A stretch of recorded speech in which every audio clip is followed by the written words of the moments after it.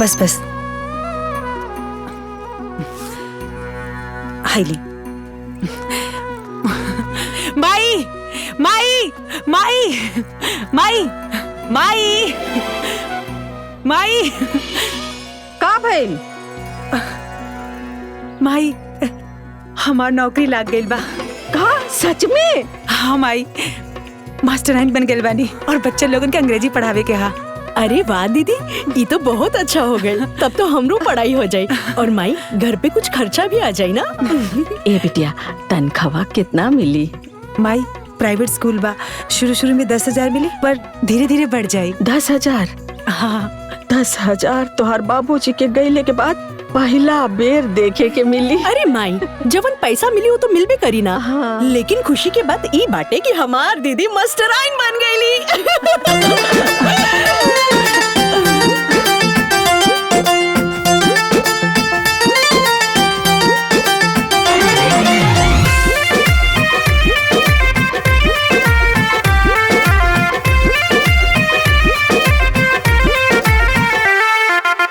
मेहनत के फल मिलल, खुशियन से चेहरा खिलल, सुर भइल गौआ में, घरवा में नौकरी मिलल।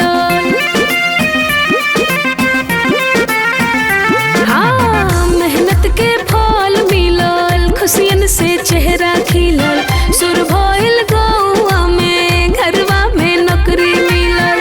टोला मोहल्ला बाटल लड्डू मिठाई, टोला मोहल्ला बाटल लड्डू मिठाई, दिया भइल मास्टराइन। ए माई, दिया भइल मास्टराइन। ए माई,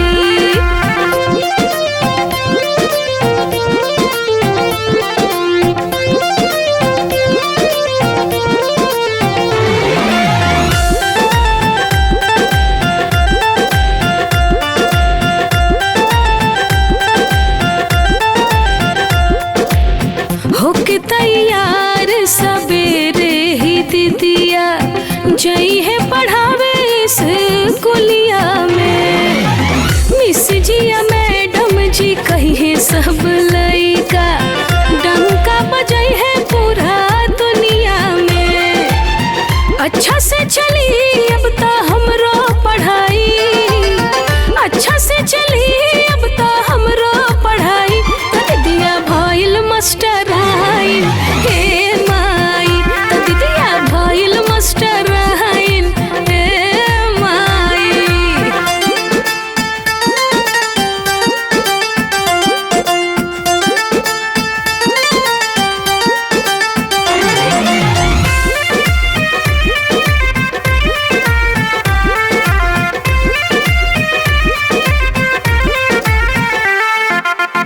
बन गई नी कुछ लायक ये माई, बस तोहरे आशीर्वाद से हम दिनवा खुशी के हब आइले रामा। मिट जाई अब सारा गम, रौनक रही अंगना बहार अब छाई, रौनक रही अंगना बहार अब छाई, दिया भइल मास्टराइन। हे माई, दिया भइल मास्टराइन। हे माई, माई अब की बार जब सैलरी आई ना तो हमने के नए एकर कोनो जरूरत नहीं के नया ना। कपड़ा के बहिन। ये ठीक बा। अरे दीदी, आवा ना एगो सेल्फी हो जाई। हमरा के ना लेवे के सेल्फी, 24 घंटे फोटो फोटो। अरे दीदी, फेसबुक में अपलोड करी के बा, इतना बड़ा खुशी की बात छुपा के रखबू का? चल। अरे हमरा के नहीं खे खिंचावे के ना, चल। अरे बहिनी जा खिंचाला, अपन बहन के तो जनबे करेलू। जब तक कुछ नया चीज के फोटो खींच के फेसबुक पर ना डाली तब तक एकरा के चैन न मिली। जा जा खिंचाला। ठीक है, जा।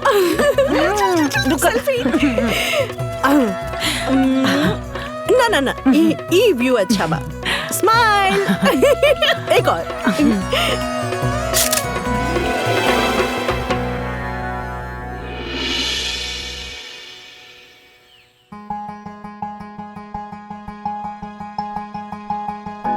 अरे हमार दीदी मास्टराइन बन गईली। माई, माई, मम्मी, मम्मी हाई देखा। का भेल रे? तोरी आदत हमके बहुत खराब लगेला। जब देखो तब चिल्लात रहेले या तो मोबाइल में घुसा रहेले। अरे देखा था, सीमा पोस्ट डलले बाड़ी, सुधा दीदी की नौकरी हो गई, वो भी प्राइवेट स्कूल में मास्टराइन हो गई। हम तो बहुत खुश बानी। मास्टराइन ने भाई लाई, कोनो कलेक्टर तो नहीं की भाई ना। कितना तनख्वाह पाजी है? वो है 10-12 हजार। बस 10-12 हजार ना, इतना तुमकर आवे जाए में खर्चा हो जाई। अरे वो कुछ तक कमाई इनके, लेकिन घर में बैठ के उरील तो ना बनावती या कुछ तो कमाती अनु। तू तो बिल्कुल ना बोली है, बिल्कुल ना बोली है तू। ताना मार लायक बिल्कुल नहीं खू। सुपवा हंसत हंसत चलनियो हंसा जकरे 72 को छेद। ए देखी, हमार बिटिया के तो कुछ बोलिया मत। वो ऐसा वैसे नौकरी ना करी। कौन जरूरत है एकरा नौकरी करे खातिर? हमार बिटिया नौकरी करी तो सरकारी करी, सरकारी नहीं तो कुछो ना, बुझला? ठीक बा। अरे नाव भाई कितना बार तेरा ऐसा भगवा गिरी। ठीक बा, वो देख ले।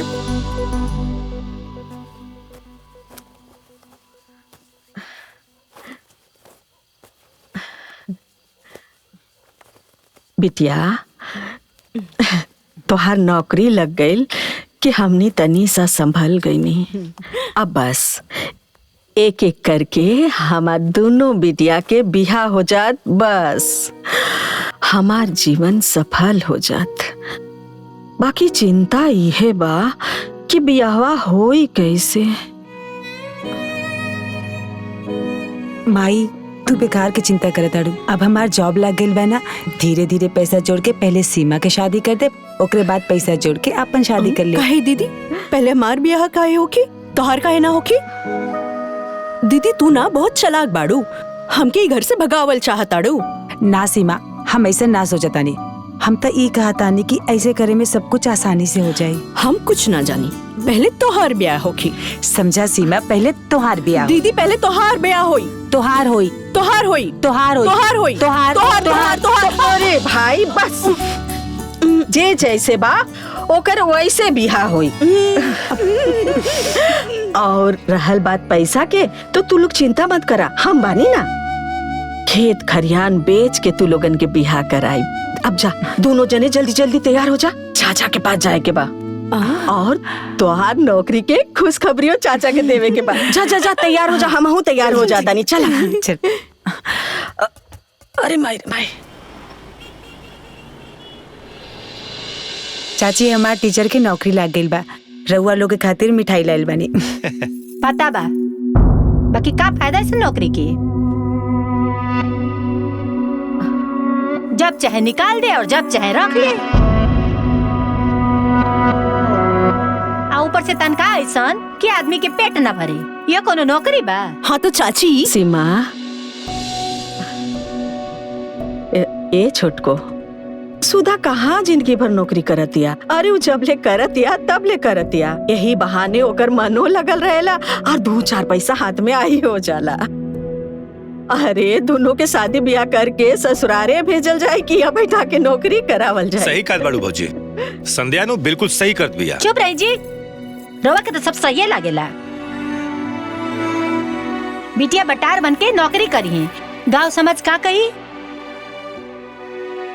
हाँ अब भाई का कब थू हो रहा बा? नौकरी करी। अरे रुका,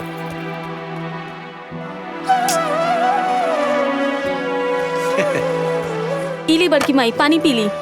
भौजी पानी पिया। ए बेटा ला लो ला बिटिया पानी पिया। अरे थोड़ा खाना बेटा। ली माई। पीला पानी पीला। ए महाराज, हमार दोनों भतीजी आयल बाड़ी सन। अरे वह फोन रखी, हम शाम के आके मिल ले। हाँ रखे। बबुआ जी। अरे भौजी, आई आई आई, बैठी बैठी बैठी बैठी। का कोनो बात बका बताई? बबुआ जी, रवा तो देखते बानी दोनों लड़कियन सियान हो गए बानी, अब वो लोगन के शादी ब्याह कर देवे के चाहिए। हम सोचत रहनी कि सुधा खातिर रवा कोनो घर बर देखी। इस साल सुधा के ब्याह हो जाए तो तनी हमार माता के चिंता और ओकरे बाद अगले साल सीमा के हो जात। ठीक है भौजी, तो हम देख के बताओ तनी। अरे का देखत बानी? तारा बस में कुछ बा कि तू देख ले बा? अपने घर में अलवैया और दूसरे के गंदा पूजे। अरे खुद के घर में तो सियान बिटिया बैठल बिया, ओकरा खातिर तो रिश्ता खोजते नहीं खे। चलन हा गाँव भर के ठेका लेवे। छोटको, ई कैसन बात करत तारू? हाँ, ई गांव घर के बात नहीं खे, ई हमनी के घर परिवार के बात बा। और हमनी के परिवार के गार्जियन बबुआ जी बाड़े, तो बबुआ जी शादी ब्याह देखिए ना। अब हम कहाँ खोज जाए शादी ब्याह? एक बात कही दीदी, बुरा मत मनिया। जब गली गली अपन लड़कियन के घुमावे लू तब लाज नहीं खिलागत। और उनकरा खातिर रिश्ता खोजे में लाज लगी तोहरा के? जैसे वो लोग गांव गांव घूमे ली, वैसे ही घूम घूम के अपना खातिर रिश्ता भी खोज ली हैं। देखी दीदी, ये सब झेलल अपने बस के बात ना है। तू ही रिश्ता फिस्ता ना खुदे देख ली है। माई चला, देर होता। चला चला भौजी, चला भौजी, चला। हम देख के हम कुछ बताओ तो नहीं। चला।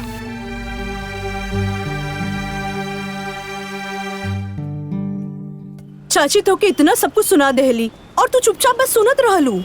ई तू ठीक ना कैलू। बिटिया, जब समय खराब होला ना तो सब कुछ बर्दाश्त करे के पड़ला। कूलर कपड़ा में दाग ना लगे के चाहिए। तो माई ये बात सबके सोचे के चाहिए। हाँ। हमनी के केहू खर्चा ना चलावे लसन, जब देखा तब सबके सामने हमनी के बेइज्जती कर देनी।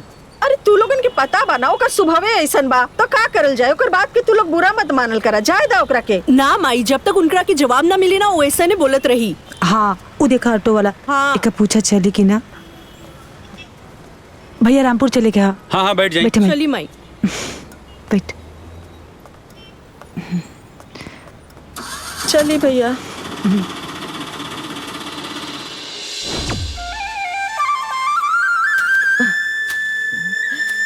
हर 8-10 दिन में घास घुस उग जाला। माई हाँ? हम स्कूल जाता नहीं, कुछ लावे का है तो बता दा, आवा समय लेता आई। नहीं कुछ होना चाहिए स्वभाव। अरे दीदी, कुछ ले आए के ना बा, ले जाए के बा। ले जाए के बा का? ई तोहार टिफिन, हमरो के ही तोहार ख्याल रखे के पड़ी ना। हमार छोटी, तू हमार कितना ख्याल रखेलू। तू ना रहे तो हमार कोनो कामे ना होई। अच्छा, कुछो काम ना हो पावेला। जब ससुरारे जइया तो यहू के ले जइया। हाँ। ए बिटिया, तनी चाचा के फोन लगा ना, देखी तक कहीं गयल रहले कि ना।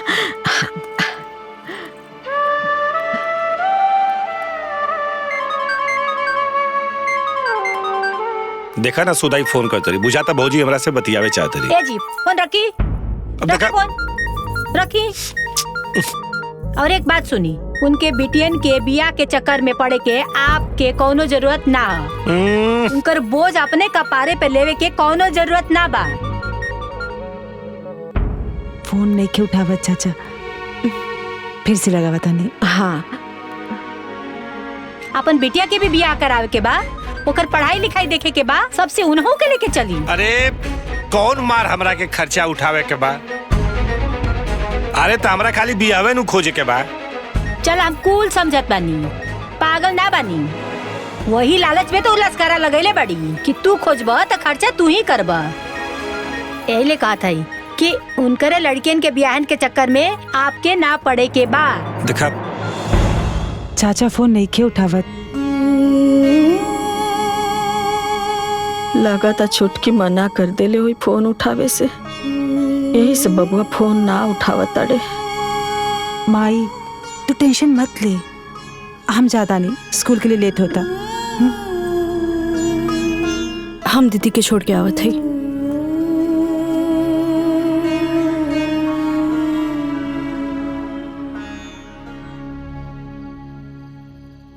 सीमा, कल हमरा के स्कूल बहुत जल्दी जाए कहा।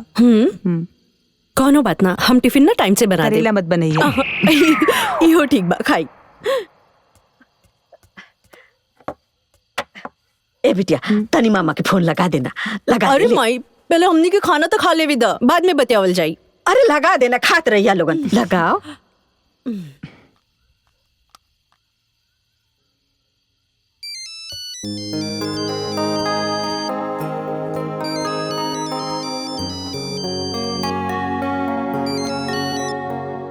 हेलो, मामा जी प्रणाम। खुश रह भगिनी, काल चल बा। सब ठीक बा। हाईली माई से बात करी। हाँ भैया प्रणाम। खुश रह बहनिया, काल चल बा। हाँ भैया सब ठीक बा। भैया कल आ जाती तो बहुत अच्छा रहत। एगो जरूरी बात करे के बा। कोनो परेशानी बा का बहनिया? अरे नहीं भैया, कोनो परेशानी नहीं के, बस रउआ आ जाई। अच्छा ठीक बा, हम काले आवतानी। ठीक बा भैया, प्रणाम। खुश रह। कल मामा आवता रे। हाँ।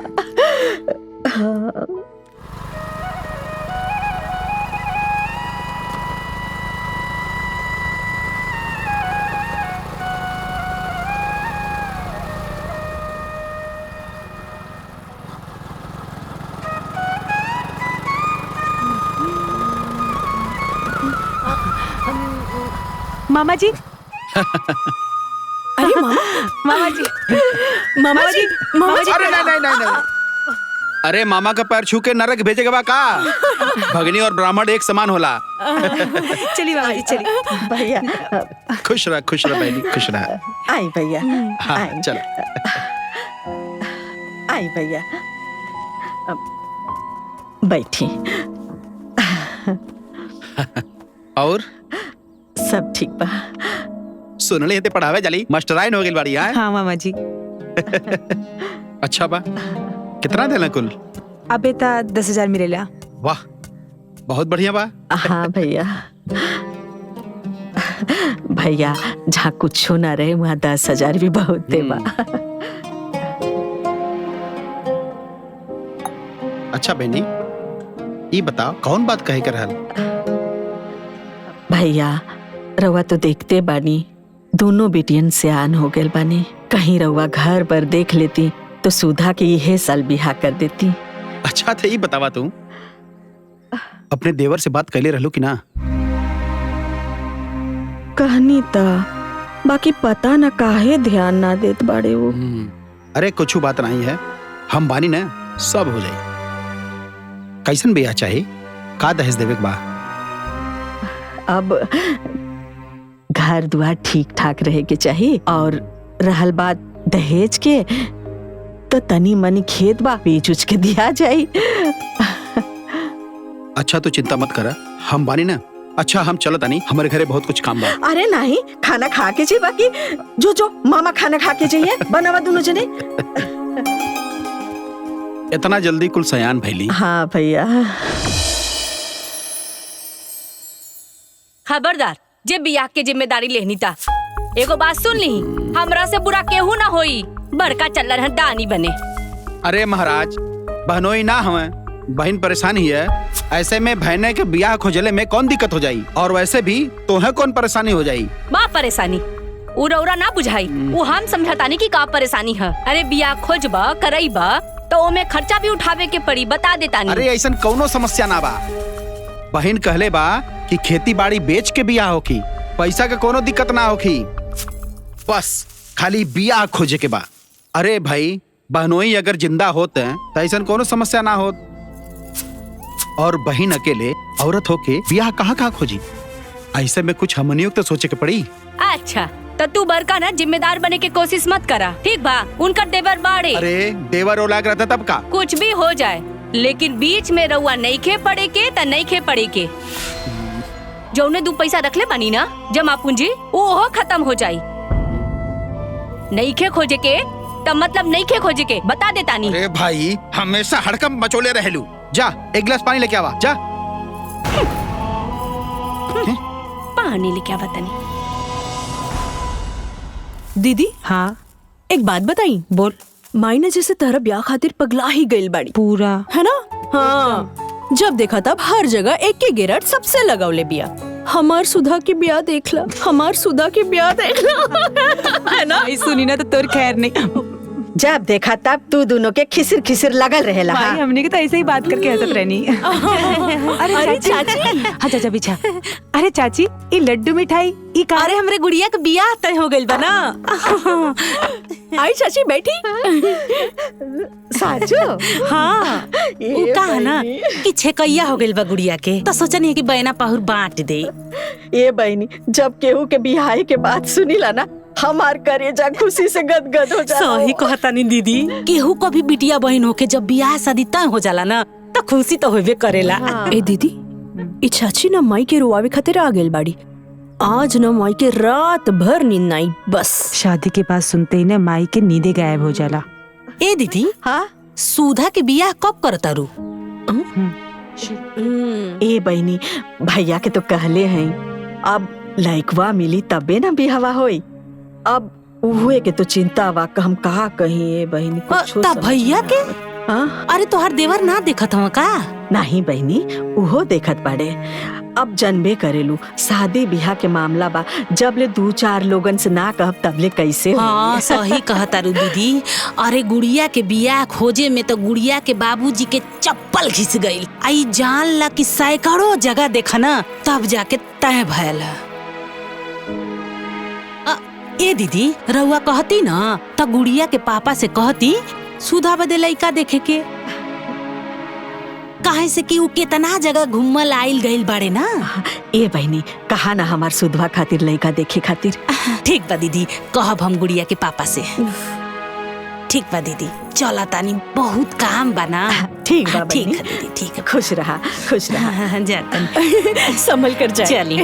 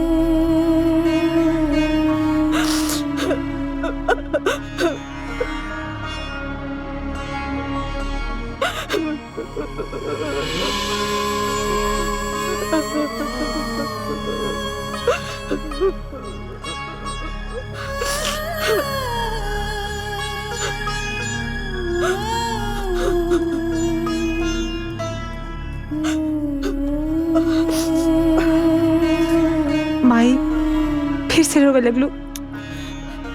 अरे दीदी, हमके ना पता रहल उ चाची आइल भी है ना तो माई के रुआ के ही जाई। अरे नहीं, वो हमरा के का रुआ के चाहिए, वो हमरा के ना रोइलस। हमरा के तो तोर बाबूजी की याद आ गई। अगर आज ही रहतन तो हमरा के ये दिन देखे के ना पड़त। तू लोगन के बिहाए खातिर तुम्हारे द्वारे भटक के घोड़ धराई ना करेंगे पड़त। अरे माई तू ना, हमनी के बियाह ना होई तो हमनी के मर तो ना जाई। अब ना होई बियाह तो ना होई। अब तू अपने आप के इतना परेशान ना कर माई। हाँ हाँ माई, तू ना खुश रहा कर। हमने की तो से कुछ ना चाहिए, हमन मिलके सब संभाल लियल जाई। लेकिन तू ना ऐसे दुखी मत रहा कर। चला अब आपन सुपोछा। हमने के बानी नो।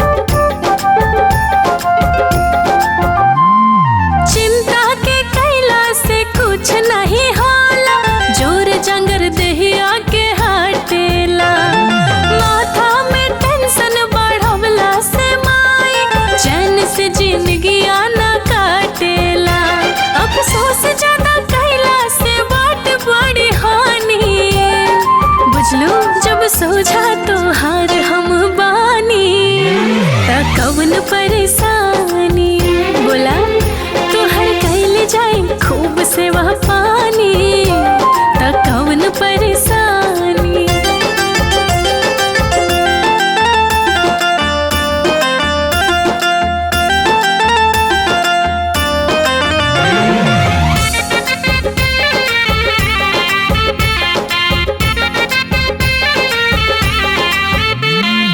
जन्म के साथी त तू बाड़ू माई करम के साथी भगवान हो होखे के जवन होई होखवे नुकारी बतिया के ले तू मान हो होने टले ना कहावत पुरानी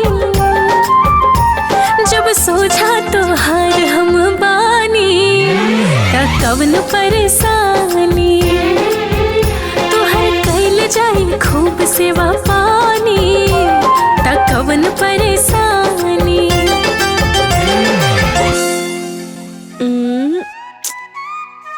ओहो दीदी ये नेटवर्क ना बहुत ही बेकार बाटे। सीमा दिखाई नहीं के देत पेपर बनावतानी जब देखा तब सेल्फी। सॉरी दीदी।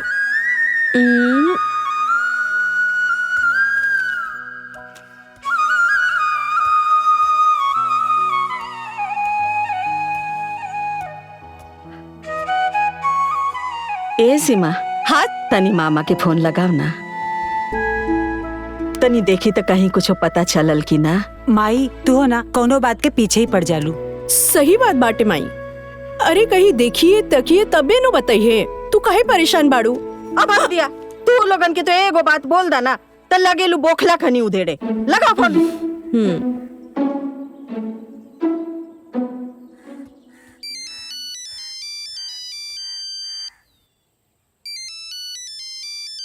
केकर फोन है जी? सिमवा का फोन है। उठाइया मत कौन जरूरत नहीं के बीच में कुदला के। अरे जरूरी बा कि बियाह के बारे में बात होखे और भी तो कोनो बात हो सकेला। कुछ भी हो जाए फोन उठे के ना चाहिए बता देता नहीं। माई मामा फोन नहीं खन उठावत। एक बेरा और लगा दे।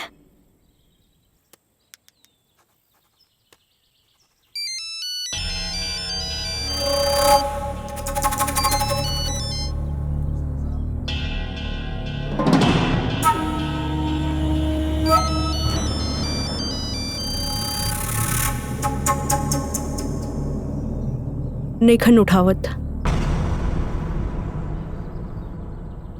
बतावा कैसन समय आ गइल बा आपन सगा भी साथ देवे के तैयार नहीं खे। सही कहल जाला आपन पराया के पहचान खराब समय में आवेला। ओह माई हो सकेला मामा कहीं बिजी हुई है ना तो उठाइते ना। तू ना बेकार में परेशान बाड़ू। हाँ लगा तो कहीं कुछ काम में लग गए हो ये। हाँ हाँ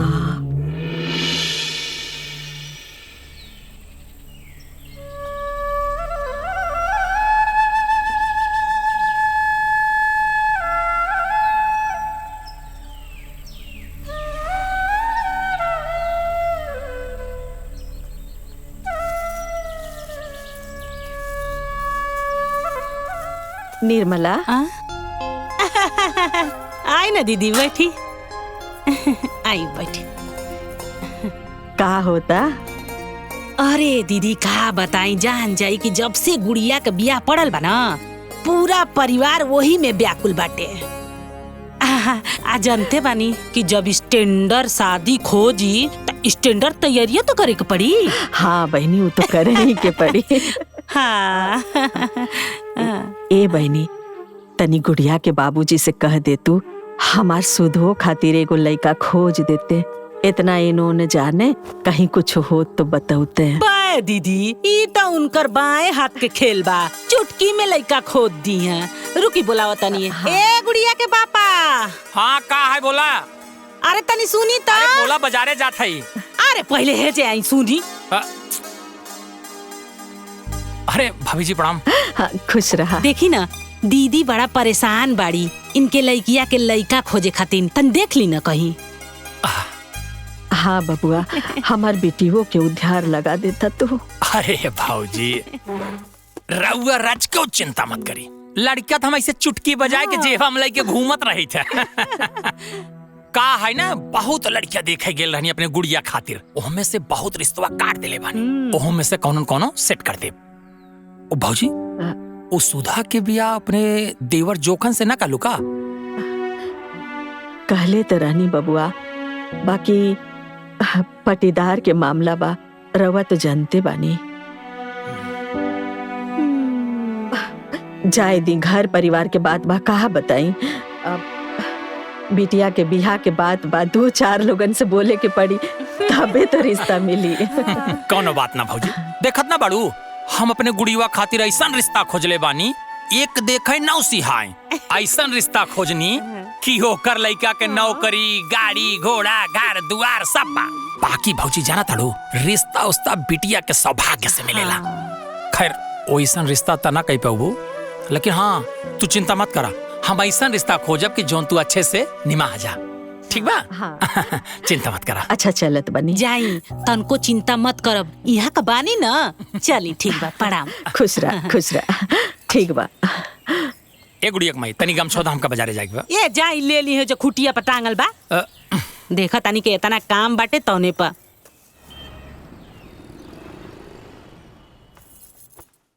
और बताई दीदी, आज कैसे हमरा घरे के रास्ता भुला गई नी? हाँ, जनते बाड़ू, गुड़िया के बियाह तय हो गइल बा, त ओकरे खातिर सर सामान खरीदे शहर आइल लनी है। त सोचनी है कि लगले तो के नेवतो दे दी, काहे से कि फिर मौका ना लागी ना।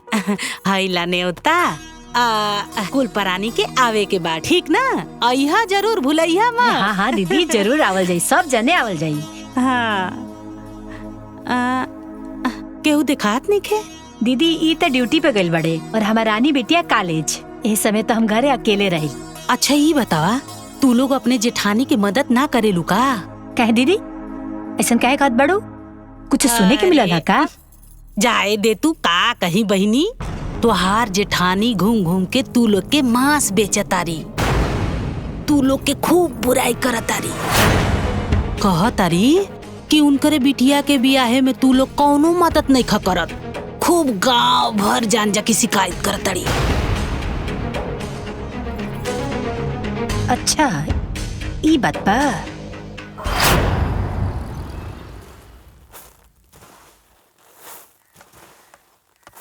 का दीदी?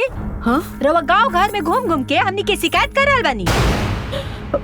नहीं छोटको, हम केहू से कुछो शिकायत ना कइनी है। हमनी के सुननी है कि रवा गांव घर में घूम घूम के ई कर रहल बानी, हमार देवर हमर लड़की के बियाह खातिर लड़का नेखन खोजत। अरे रउआ से जब अपन बिटियन के बियाह नहीं के हो तो हमनी के तो शिकायत बनावता नहीं। हाँ, काहे हमनी के बेइज्जत करता दी? छोटको, हम केहू से कुछो ना कहनी है, हम तो बस अपन सुधा के बिहाई खातिर 1-2 लोगन से लड़का खोजे खातिर कहले रहनी है। कहलू? अरे चाची, अगर कहा देलू तो एमे का गलत बा? हाँ, ये शिकायत हो गई का? और वैसे भी शादी ब्याह खातिर ना लोग बहुत से लोगन के कहेला, एमे गलत का बा? तू दोनों जानी तो चुप पे रहा, बोला मत बीचे में। दीदी रो, आज के बाद हमनी के शिकायत कैली ना तो हमनी से बुरा क्या ना होई।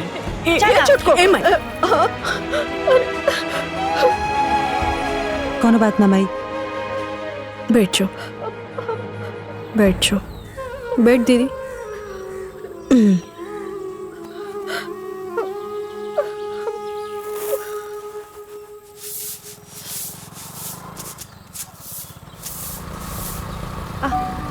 मामा जी। अरे मामा जी, मामा जी। भैया खुश रहा लोगन। आई मामा जी। माई, माई मामा आ गइलन। गोड़ लगा तनी भैया। ए बुच्ची, जा मामा खातिर हाँ, मीठा पानी लिया वा। भैया कहीं लइकवा देखला तकला? हाँ बहनिया, बड़ी मेहनत से एक जगह बात बनल बा। हाँ। बियाह बहुत बढ़िया बा। घर द्वार, खेती बाड़ी सब एक नंबर है। अच्छा, यहाँ तक कि घर में नौकर चाकर सब बा। सुधा बिटिया राज करी राज। लइकवा का करला? लइकवा भी सरकारी नौकरी में बा। मामा जी, लड़का सरकारी नौकरी में बा, इतना सब कुछ बढ़िया बात तो दहेज भी वो लोग ज्यादा मांगिए ना? ना ना, दहेज कुछ ना मांगी है, हम बात कर ले बानी। उ का है कि लइकवा के तनी फालिज के शिकायत बा, तो पैरवा से चल ना पावेला, व्हील चेयर से चलेला। हम साफा कह दनी भाई, देखा हमार लड़की एकदम पढ़ल लिखल स्मार्ट बिया अच्छी लड़की देत बाड़ी तो दहेज बिल्कुल ना देब और वो लोग मान गई ना।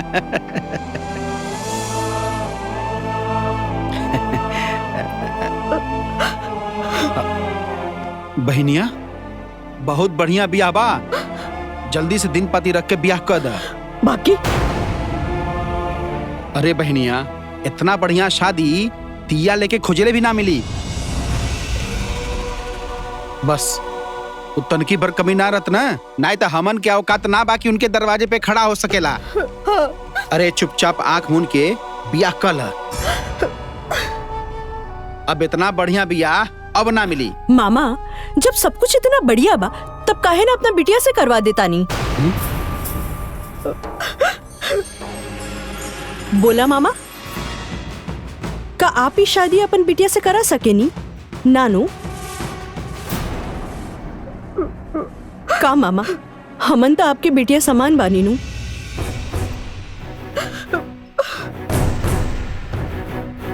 एगो अपाइज से बिया आप कैसे सोच सके नी मामा? रहुआ के तन को भी संकोच नहीं खिला गई। सीमा, का दीदी? मामा जी कम से कम कोशिश तो करनी ना हमरा खातिर लड़का खोजे में। देखिए भैया, हम मजबूर बानी, एकरा मतलब ही ना कि हम अपन दोनों बेटी के कुआं में ढकेल दे। एगो लड़की के बिया एगो लड़का के साथे होला, धन दौलत के साथे ना। जाई वो लोगन के बोल दी हम अपन बेटी के बिया करे खातिर तैयार नहीं की। जाई बोल दे। हाँ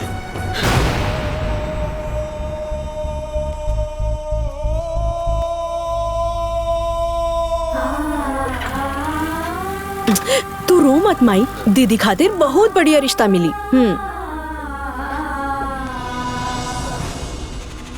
हमरा इतना मना कैला के बाद भी समझ में ना आइल। चल गईला बहन के दहिनवार बने खातिर, करा लिहला बियाह। अरे शांति मिल गई तोहरा के। अरे भाई, जब ना पसंद आयल तो हम का करी? बात खत्म। अरे कैसे बात खत्म? ओ लोग के इतना मजाल त थोड़ा कमी का निकल गई त राउर बाल नोच ली है लोग। और कमिए का रहल है, लइका थोड़ा अपाहिजे न रहल है, कर ना सकत रहली है बियाह। अरे उनकरा खातिर का बड़का राजकुमार आई, झोली में दाना न खा ले बाबू खाना, देवे लेवे के कुछ है नहीं खे, और रजवाड़ा परिवार खोजा तारी। एगो बात सुन ली, आज के बाद उनकरा बीच में पड़ला के रुआ जरूरत नहीं खे। अरे हम झांके ना जाई, बात कल तो बहुत दूर। तब मत जाई, कर अपना बेटी के बियाह कोनो राजकुमार से खोज के, कोनो जरूरत नहीं खे रुआ केला के, बता देता नहीं।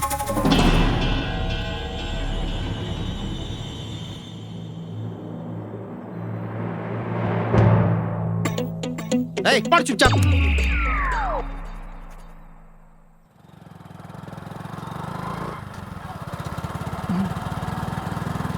देख दीदी, अगर आज चाचा भी माई के चाचे की तरह ताने मारी है ना, तब इनकर खैर नहीं खे। हमसे बुरा क्यों ना होई, पूरा जवाब सुनकर ही जाई हैं। भौजी कहाँ बाड़ी? भीतर।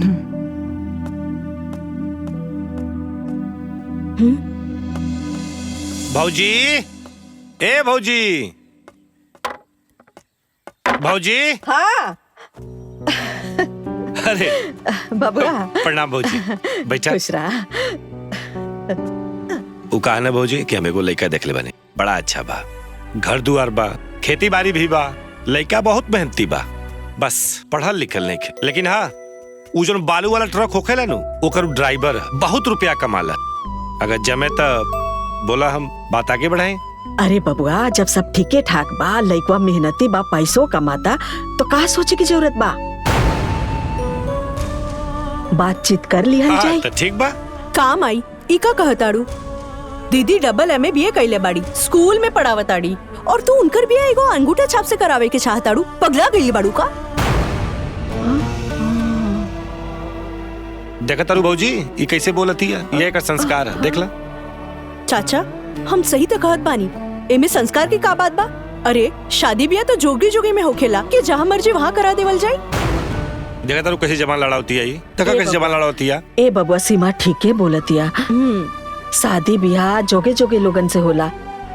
ई ब्याह जाए दीना, एगो और लड़का देख ली। हाँ तो ठीक बा, जोगे जोगे रउआ लोग लड़का MA BA वाला देख के शादी करा ली लो। अब हम रउआ लोग के बीच में ना पड़ा, बिल्कुल कोनो मतलब ठीक बा चाचा जी, कोनो बात नहीं खे। अगर हमार दीदी की ब्याह न हुई तो ना सही, बाकी आड़ा तेड़ा लड़का से ना हमार दीदी ब्याह न करी। हाँ ठीक हाँ जाए जाए बबुआ काम आई। ये आड़ा तेड़ा लड़के से दीदी की ब्याह करावे की चाहताड़ू। अरे तू लोग ऐसे ही करबू तो लड़का कहाँ से मिली का मालूम। मिल जाई माई।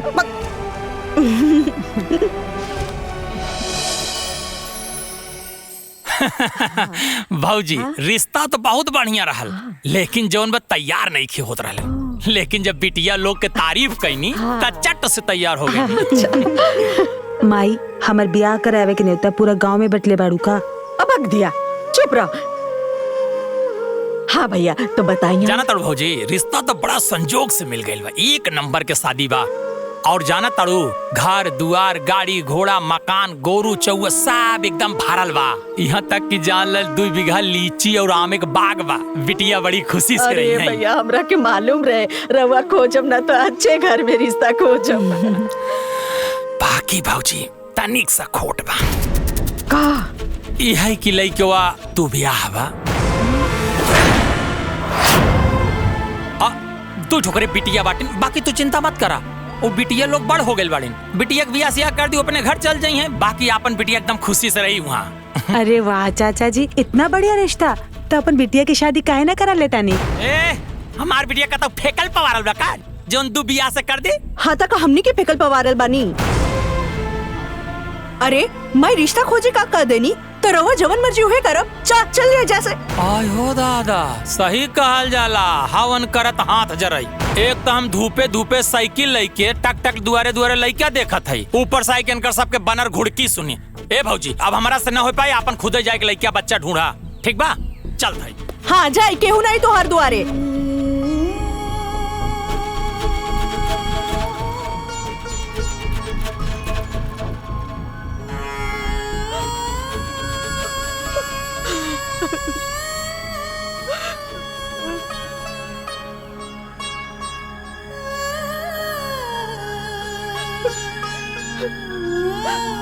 रहुआ हमरा के दूधू बेटी के साथे बीच मझधार में छोड़ के चल गए ने।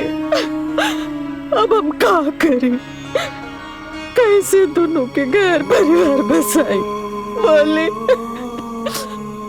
जैसा का संबंधी रहे सब हमसे किनारा कर लेला। हम लगा जाए के कर दुआरे जाए, कैसे रिश्ता खोजी। जकरा से उम्मीद रहे वो लोग हमार मजबूरी के मजाक बना देले बा।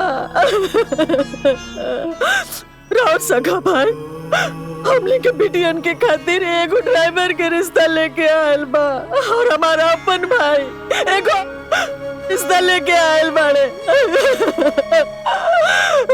अब रहुआ बताई हम क्या करें, कैसे अपन बेटियन खातिर रिश्ता खोजी, कैसे लोगन के घर बसाई।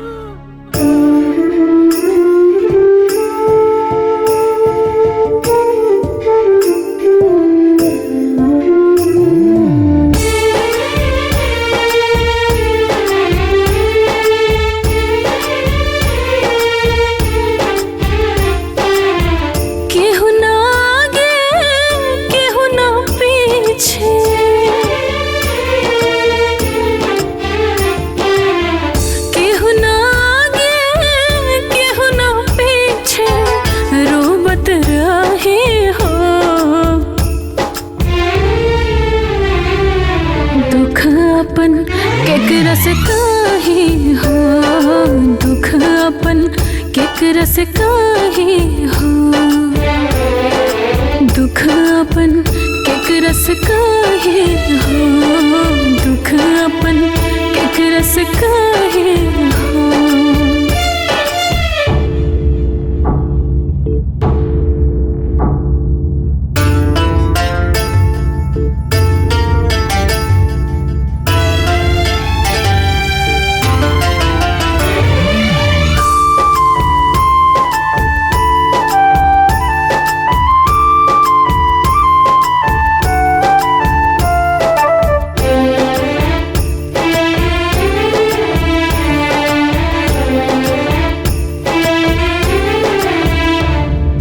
मजबूरी हमरो केहू न जाने, लोगवा खाले हासे हो, लोगवा के ताना कांटा बन के हमरा कलेजा में धसे हो।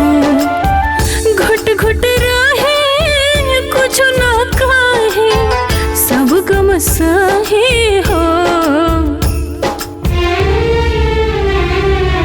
दुख अपन केकरस काहे हो, दुख अपन केकरस काहे हो, दुख अपन केकरस काहे हो, दुख अपन केकरस काहे हो।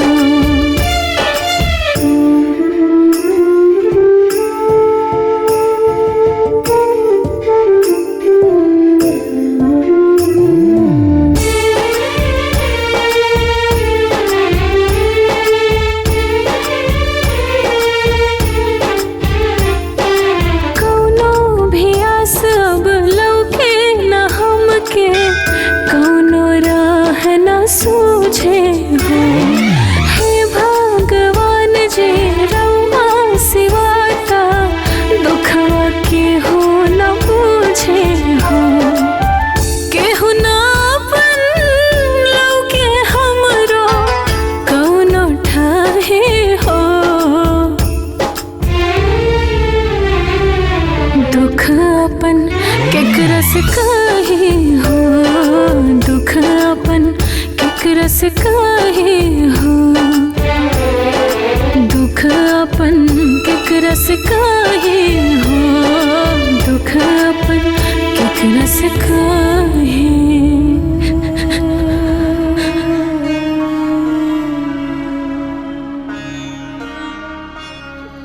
बस कर माई, अब कितना रोबे, रोए से कुछ ना होके वाला बा। हाँ माई, अगर रोवे से ही सब काम हो जाला ना तो हमनियन बैठ के तोरा साथे रोवल जाए। हाँ, वैसे भी भगवान कर्म करे वाले के साथ देला, बैठ के रोवे वाले के ना। हम का करी बेटी, हमार बस चलत तो तू दोनों के बियाह हम कब के कर देले रहती, बाकी हम मजबूर बानी, दूसर के भरोसे बैठल बानी। यही से माई, दूसर के भरोसा बैठला से ना खुद के दुख मिली। यही से कहता नहीं कि आज से दूसर के भरोसे मत रहा। तो का करी, तू लोगन के बियाह कैसे करी? हाँ तो ना होई बियाह तो ना होई, हमनी के बियाह नहीं के करब, हमनी के तोरा साथ हमेशा ही घर में हमेशा हमेशा के लिए रह जाए। हाँ, ये का कहत बाड़ू, क्यों जिंदगी भर अपन बेटी के घर में बिठा के रख ले बाका जे हम रखब? यह तो हम समझावे के चाहता नहीं माई कि आज ले केहू की बेटी कुआर रहली का नानू, बाकी जेकर बियाह ना भइल ओकरो हो जाई। देख माई, लड़का कुआर रहेला, बाकी लड़की केहू की कुआर ना रहेली। अरे कोनो न कोनो विधि व्यवहार से सबके बियाह हो जाला, ठीक वैसे ही हमनियन के हो जाई। अरे बाकी बियाह करे खातिर रिश्ता तो खोजे के पड़ी ना। तो ठीक बा ना, हमनी के अपन रिश्ता ढूंढ लियल जाई। तू लोग पगला गए बाड़ू का? हाँ, लड़की लोग अपन रिश्ता खोजे जाला का, जो तू लोग अपन रिश्ता खोजे जाइबू? अच्छा तो ठीक बा माई, आज ले केहू लड़की अपन रिश्ता खुद खोजे ना गईली, लेकिन हम दोनों एक दूसरे के रिश्ता खोज सकेनी ना। अब हमार बात सुना, हम दीदी खातिर रिश्ता खोजब और ओकर ब्याह करा दे, फिर ओकर बाद दीदी हमार रिश्ता खोज के हमार ब्याह करा दी, है ना दीदी? एकदम सही। अरे बिटिया, ये का कहत बाड़ू? हाँ, ये गांव समझ का बोली? तोरे चाचा चाची मामा मामी का सोची सब? अरे माई, केहू के कुछो सोचे दी, केहू के कुछो बोले दी, जब केहू हमने के बारे में ना सोच ले तो हमन ओकर बारे में काहे सोची? और माई, अब तोहरा के ना चिंता करे के बिल्कुल जरूरत नहीं के, हमनी के ऊपर सब छोड़ दे, हमनी के सब संभाल ले। हाँ। अब रोल बंद कर। हाँ अब ठीक बा, तू लोगन के जोन करे के बा करा।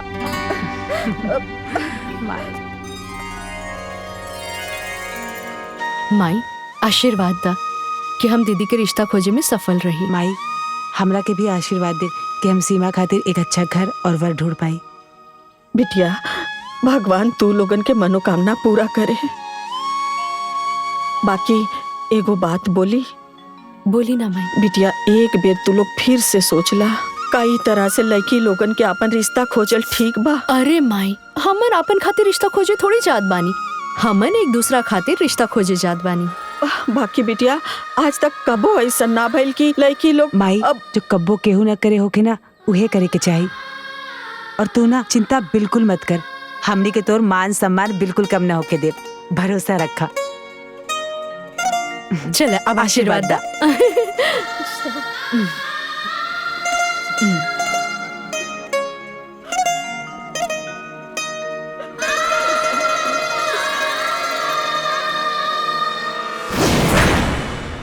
का हो बिटिया, तोहरा घरे में कोनो आदमी नहीं खे?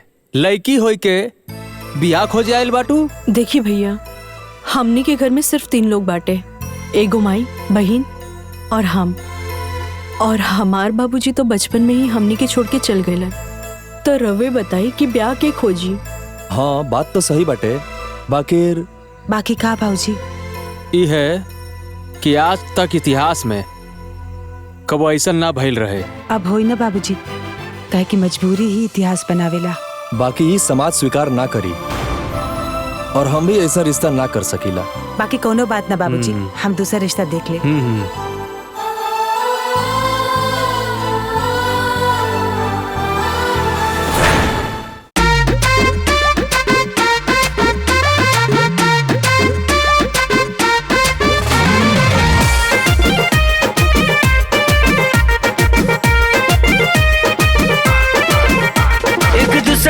खातिर दोनों बार खोजे, निमन लोग निमन द्वार निमन घर खोजे। एक दूसरा के खातिर दोनों बार खोजे, निमन लोग निमन द्वार निमन घर खोजे। अब बियाह के कुल तैयारी बा, अब बियाह के कुल तैयारी बा। सर पे चिंता चढ़ल बड़ी भारी बा, दुल्हा के तलाश देखा जारी बा। दिल में शादी के बड़ी बेकरारी बा, दुल्हा के तलाश अभी जारी बा।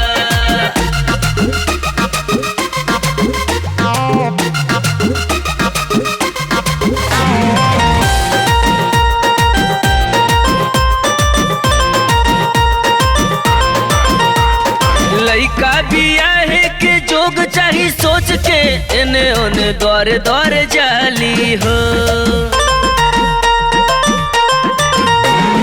लइका बियाहे के जोग चाही सोच के, एने ओने द्वारे द्वारे जाली हो। एक दूसरा के घर बसावे के खातिर मेहनत करत उ देखाली हो। आज दुल्हन के सर पे जिम्मेदारी बा, आज दुल्हन के सर पे जिम्मेदारी बा। सर पे चिंता चढ़ल बड़ी भारी बा, दुल्हा के तलाश देखा जारी बा। दिल में शादी के बड़ी बेकरारी बा, दुल्हा के तलाश अभी जारी बा।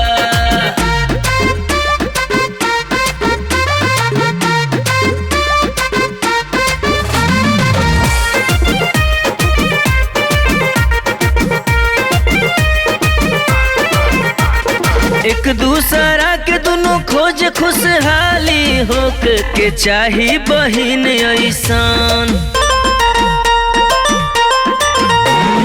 एक दूसरा के दोनों खोज खुशहाली होके के चाही बहिन ऐसन। अरे अपन अपन फर्ज देखा दोनों निभावे, एगो अभिभावक के जैसन। दिल में दुल्हन के प्यार बड़ा भारी बा, दिल में दुल्हन के प्यार बड़ा भारी बा। सर पे चिंता चढ़ल बड़ी भारी बा, दुल्हा के तलाश देखा जारी बा। दिल में शादी के बड़ी बेकरारी बा, दुल्हा के तलाश अभी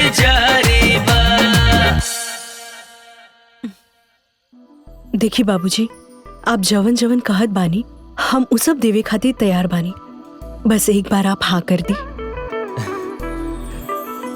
अरे जब तू कुल मांग हमार मानिए ले बाड़ू तो हमरे तरफ से हाँ समझा।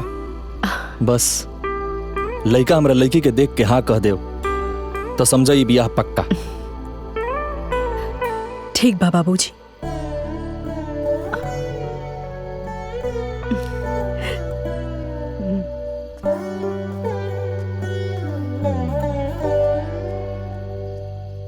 बिटिया कहीं कुछ बात बनल?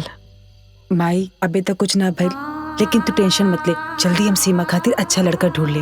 माई माई माई माई अरे हमार माई अरे हम दीदी खातिर लड़का ढूंढ लेनी। का सच? हाँ, घर परिवार सब कुछ बहुत बढ़िया बा और सबसे बड़ी खुशी की बात कि लड़का मास्टर बाटे, वो सरकारी। हे भगवान, तोहर बहुत कृपा बा। सच कहला लोग, भगवान के घरे देर बा अंधेर ना। दीदी ये देखा लड़का का फोटो। अब तोहरा के पसंद बाता, हमरा के भी पसंद था। माई ये देखना। अरे वाह, लड़का तो बड़ा नीमन बा है ना। हाँ माई, अब तोहरा के ना जल्दी तैयारी करे के बा, कल लड़की दिखाई लोग। अच्छा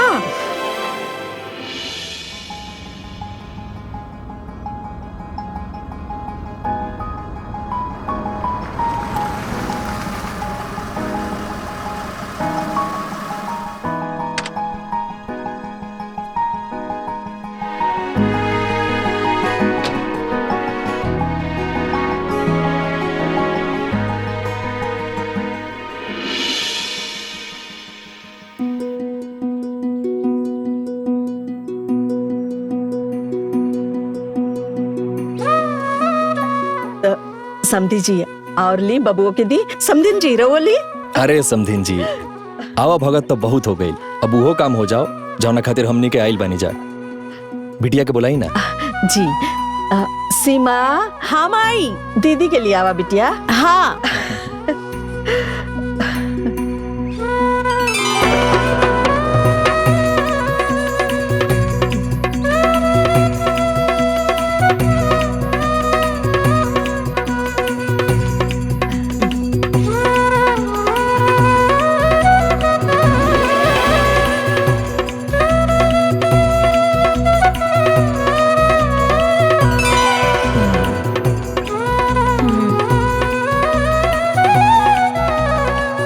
हमार दोनों बेटी में रंग रूप गुण मान सम्मान में कोनो कमी नहीं खे।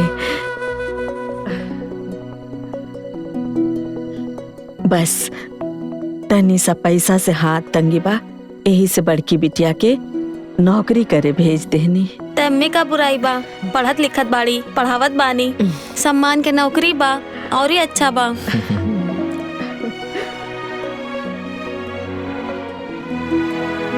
जितना हम सोचले ना रहनी है ना, उससे भी सुंदर बाड़ी हमार बहू। हम शादी खातिर तैयार बनी। दीदी धन्यवाद। लेकिन हमारे को शर्त बा। शर्त?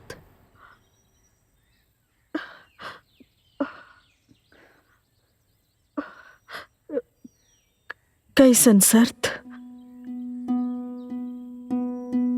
हम बिना दहेज के शादी करब।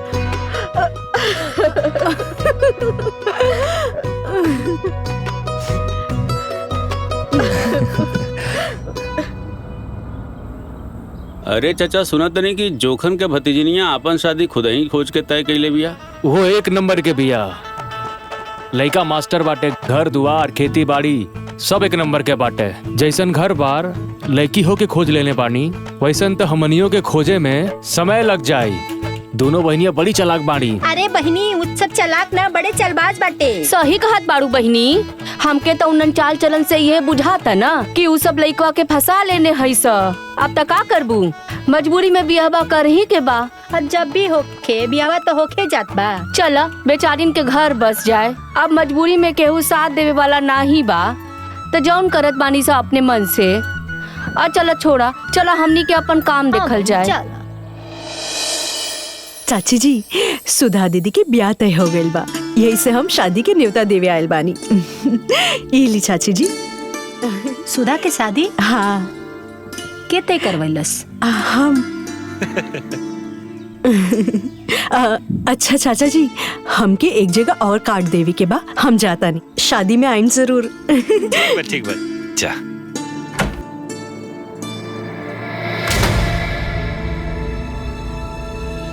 मामा और मामी, रोवा लोग के पूरा परिवार के साथ में आए के बा। अरे हमनी के परिवार ते पूरा 2 दिन पहले ही आए। ठीक बा। चाचा जी, हमार बहन सुधा के रिश्ता तय हो गइल बा। अरे वाह। और ई रहल शादी के न्योता। चाची, चाचा, पूरा परिवार के साथ में आए के बा। हाँ ठीक बा बबनी, आल जाई। ठीक बा।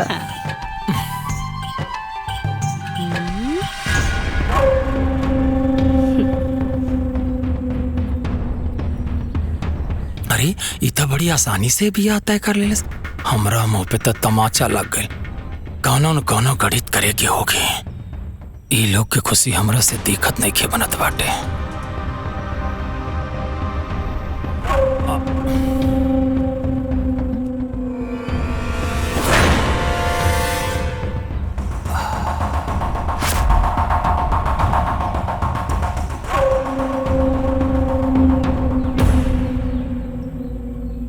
सब कुछ तो हो गई, ब्याह तो करही के ना पड़ी। बात तो बहुत आगे बढ़ गई बा। शादी के कार्ड वगैरह सब बटा गई बा, न्योता हकारी भी सब बटा गई बा, सबके शादी के बारे में पता भी बा। हमनी के बहुत बड़ा बदनामी हो जाई। अरे महाराज जी, जीवन भर जलालत झेले से अच्छा बा कि एक बार के बदनामी ठीक बा। बाप रे बाप, ऐसन बिटिया बिटार आज ले हम ना देखनी। बतावा, उठते ही भेंसारे जे कां कां करे लागे, ऐसन होला का? भैया मनाई त छोड़ा, उड़त चिड़ई से उ झगड़ा करेली। अब का बताई, देखा बिटिया बिटार के बारे में कुछ कहे के ना चाहिए, लेकिन यही जान ला कि पूरे गांव के लौंडन के साथे बैठ के घूमेली, महाचरित्रहीन बाड़ी। का? हाँ, अरे बतावा, गांव के लौंडन के साथे मुंह बांध के बाजार में जाई के जे गुलछर्रा उड़ावत होई, समोसा टिकिया खात होई, वो कितनी बढ़िया लड़की होई भैया। हाँ महाराज, देखा हम यही कहा कि आप गांव देश के सामाजिक और प्रतिष्ठित व्यक्ति बाड़ा। अब आप विचार करी कि वो चरित्रहीन घरे में लाओ ठीक बा कि आगे जैसे सोची समझे। चलत है, प्रणाम।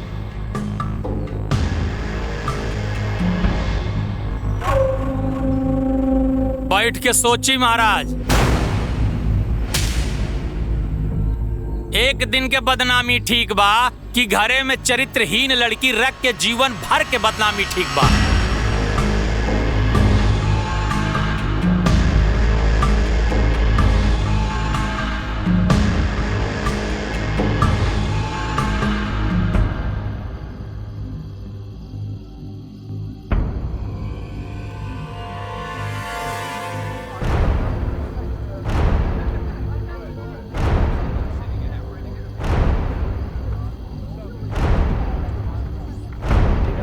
बतावा, 10 बज गए बा, बेले बारात नहीं खे आइल बा। में भी तो ध्यान से रखिए, ठीक? अरे दूर के बा लोग, आवत होई लोग ना, आवता होई लोग, तई टाइम लगता है। देख लिया। अरे रउआ देख के मिठाई लगवा ली ना महाराज। हाँ, आवत होई लोग। हाँ तो जा अंदर मिठाइया सेट करा ला। हम हो हाँ, हाँ देख ला, यो थथला जी बतियाओ तड़न। ए सीमा। हाँ चाचा। अरे वो भइल बारात ना आइल, कोनो बातचीत भइल का? ना चाचा, बात तो ना भइल।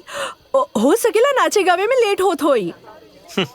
रवो परेशान जिन होई, जाए अपन व्यवस्था जारी रखी। अरे हमनी के सब व्यवस्था ठीक ठाक बा, बस बारात आइला में देरी बा।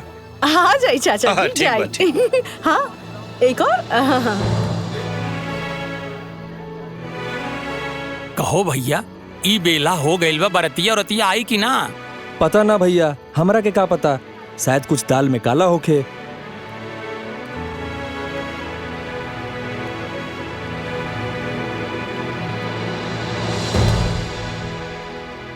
ए सीमा, सीमा। हाँ चाचा जी। बेटा यार तो का भाई चाचा जी? ते दे तो लोग के नंबर देता लगा के पूछी बारात लेके आवत हो लोग कि मजाक करते हो। ये देखी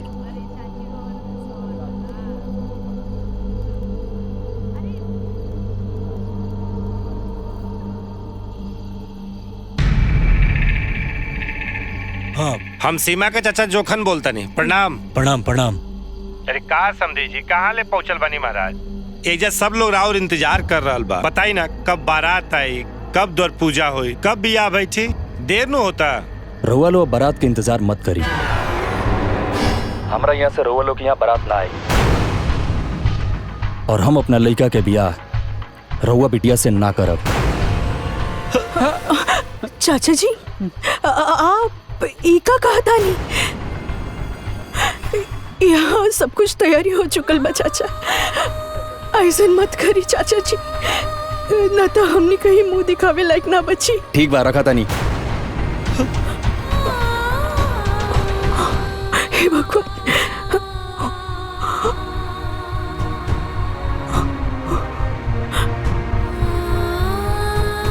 अब करवा तारू का भालू ना अपने मन के मनमानी कटवा देलू ना नाक।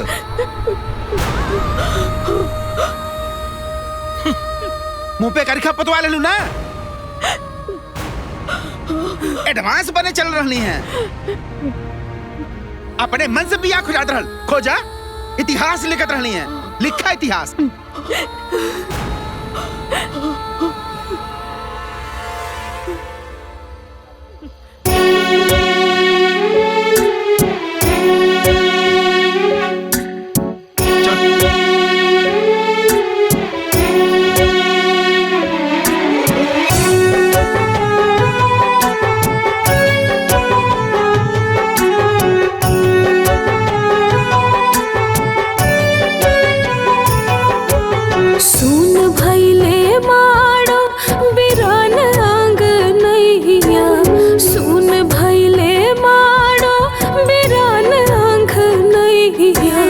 किस्मत से हर लिमाई तोहरी चिरैया, किस्मत से हर लिमाई तोहरी चिरैया।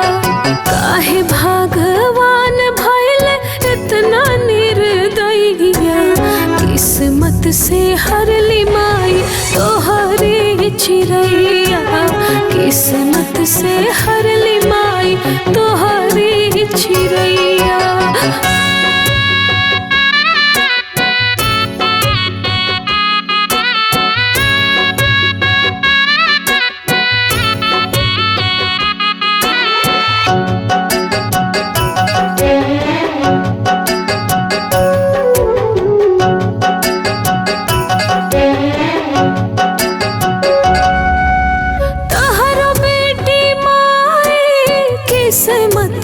छोट हो राम जी भी नाही मोहाल हो, मारे लताना सगरो जमाना, सब कुछ देख रह जाले हो।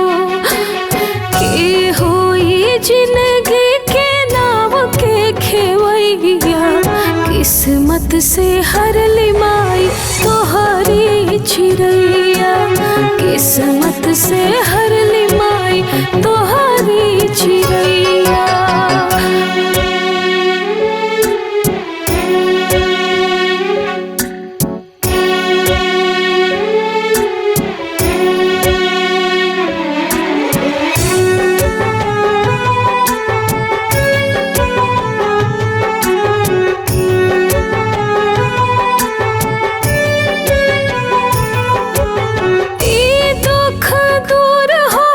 बहिनी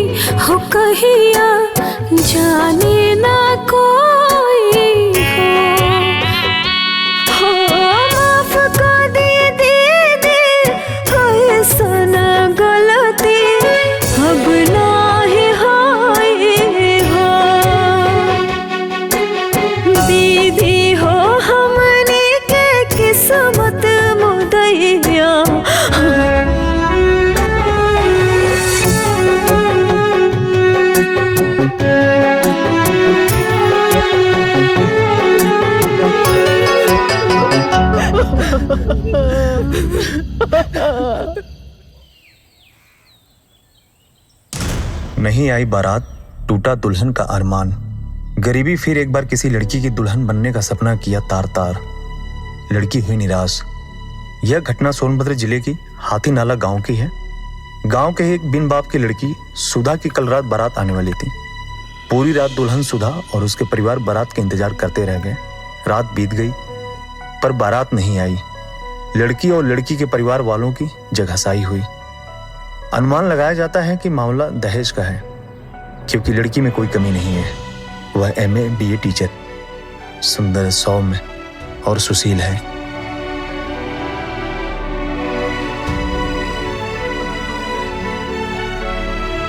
इतना सुंदर और सुशील लड़की के साथ ऐसा दुर्व्यवहार और वो दहेज खाती तिरस्कार। जे फोटो में इतना सुंदर बा उस सामने से कैसे न होगी। एकरा बदे तो मिल ही के होगी। आपका एजुकेशन तो बहुत अच्छा है, कहीं अच्छी जगह अप्लाई कीजिए ना। हाँ, 1-2 जगह ट्राई किया है, बट अब माँ यहाँ अकेले रहती है घर पर। हम 2 बहनें हैं, इस वजह से ज्वाइन नहीं कर पाए। देखते हैं, करेंगे। नहीं, फिर भी आप अपना करियर देखिए। हाँ, वो तो है। और आपके घर में? हेलो सुधा जी। मैं गगन, मुझे आपसे कुछ बात करनी है। Excuse me ma'am. लेकिन मुझे आपसे कोई बात नहीं करनी। मैं आपको जानती तक नहीं, फिर मैं आपसे क्यों बात करूं? लेकिन मैं आपको जानता हूं और इसलिए मुझे आपसे बात करना है। क्या जानते हैं आप? कौन हूं मैं? यही कि आपका नाम सुधा है और आप हाथी नाला के रहने वाली हैं। अभी 4 दिन पहले आपकी शादी थी और आपकी बारात नहीं आई, जिससे आपकी शादी टूट गई। और ये आपके साथ अच्छा नहीं हुआ, जिससे आप बहुत दुखी हैं। और मैं आपसे शादी करके आपका दुख दूर करना चाहता हूँ। पर मैं कोई शादी नहीं करना चाहती।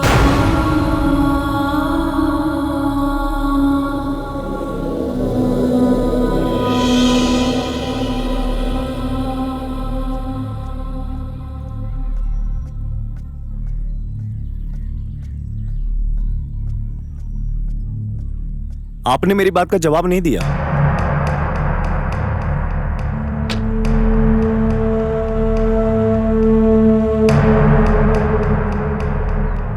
मैं किसी ऐरे गहरे के मुंह नहीं लगती। और कितनी बार कहा आपको मेरा पीछा करना छोड़िए, वरना आपके साथ बहुत बुरा हो जाएगा। और हाँ, मुझे छेड़ने की कोशिश मत करना। पहली बात तो मैम, मैं कोई ऐरा गहरा नहीं हूँ। मैं एक सभ्य परिवार का सज्जन लड़का हूँ। और दूसरी बात, आपको छेड़ नहीं रहा हूँ, मैं तो आपसे शादी करना चाह रहा हूँ। और कितनी बार कहा है आपसे, मुझे कोई शादी वादी नहीं करनी। सड़क पे शादी करेंगे। तो ठीक है, राह में शादी नहीं तो घर पे ही आता हूँ।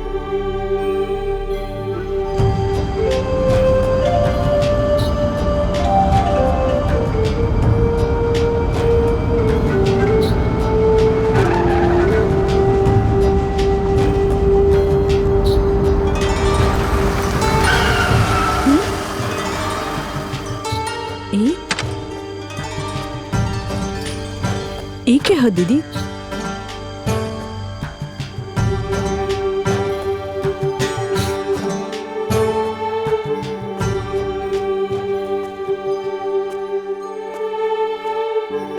सीमा, जवन लड़का के बारे में तोहरा के बतौले रहनी ना, ई उहे लड़का हा। हमारे स्कूल में पीछा करत अब घर तक आ गई। तू चिंता मत कर दीदी, आज हम एकरा के ऐसा सबक सिखाए कि ई तहरा ही ना केहू लड़की के पीछा ना करी। रुक।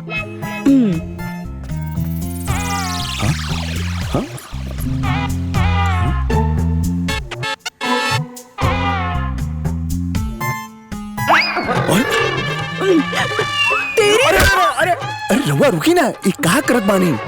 तोहार इतनी हिम्मत, तू हमार बहन का पीछा करत बाड़ा? हाँ? तू हमन के ऐरा गहरा समझ ले बाड़ा का? आज तोहरा के पता चली कि हमन कौन धन के हो रहा होखी। अरे रउआ कहा करत बानी? पहले हमारी बात तो सुनी। का सुनी? बोला। देखी, हमार नाम गगन बा, हम एक इंजीनियर बानी। हम बहुत सभ्य परिवार के लड़का बानी। हमार बाबूजी ना अध्यापक बाड़े। राउर दीदी के बारे में ब्याह टूटला के अखबार में पढ़ले रहनी। बड़ा दुख भइल है। हम राउर दीदी से ब्याह कल चाहता नहीं। हम बाबूजी से बात कर ले बानी। अच्छा तो ठीक बा, हम तोरा घर चलब और हम खुद बात करब। आई चली ना। अरे अरे अरे शिवा, पागल हो गई बैठो का? एक अनजान आदमी के साथ कहाँ जात बैठो? अरे दीदी तू घबरा जिन, हमके हमार रक्षा करे आवेला। चली रुक जा, हम आवत हैं। हाँ चली ना, बैठी बैठी। हाँ।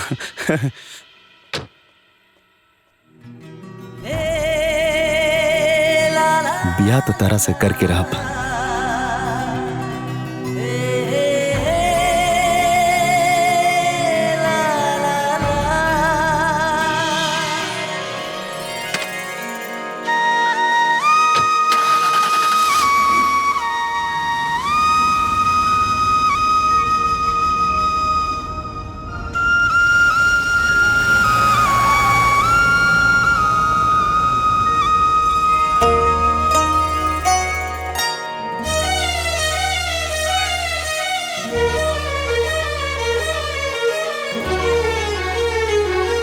बबुआ जी, दोनों लड़कियन सयान हो गई बानी। कहीं रहुआ घर पर देख लेती तो सुधा के यह साल बिहा कर देती।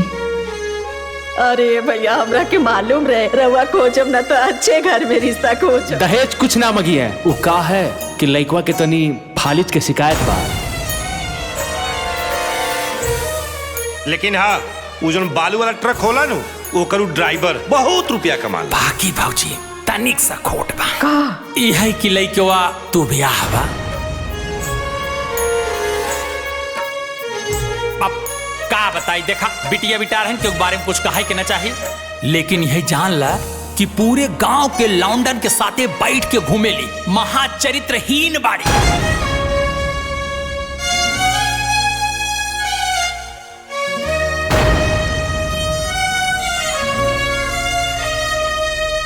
तब बाबूजी, ये रहल हमनी के शादी के दुख भरल स्ट्रगल की कहानी।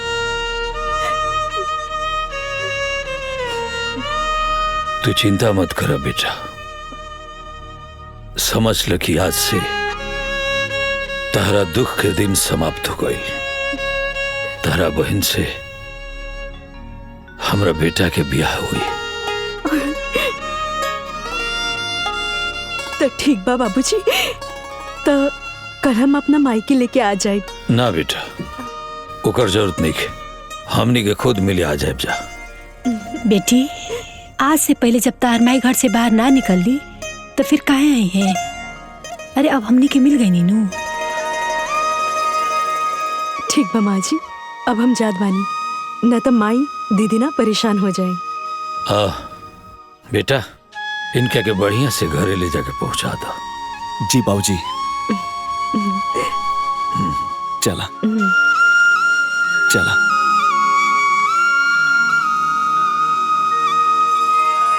राहुल बिटिया हमनी के पसंद बिया, हमार लइका रउआ पसंद बा, तो ब्याह में तो कोनो अड़चन बा ना जी। ब्याह हो जाई,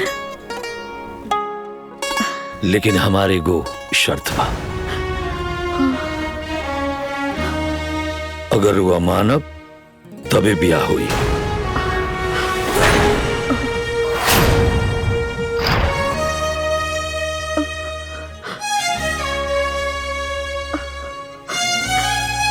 कैसन शर्त? दहेज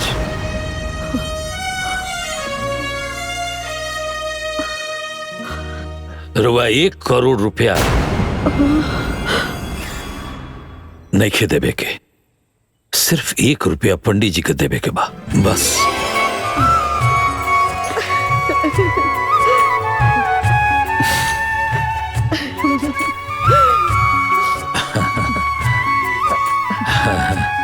भाई साहब, हम अगर अपन बेटी लोगन के कुछ ना दे तो गांवपुर के लोग का कही हैं, और फिर रवो के घरे तो देखे वाला लोग आई हैं। राउर इज्जत के सवाल। रुआ चिंता मत कर, हम पहले ही सारा सामान रुआ घरे पहुंचवा दे, रुआ गांव समाज के दिखा दे, राउरो श्रद्धा रह जाई, बस। अब आपके जैसन मर्जी। और हाँ, सीमा के ब्याह की भी रुआ चिंता छोड़ दे।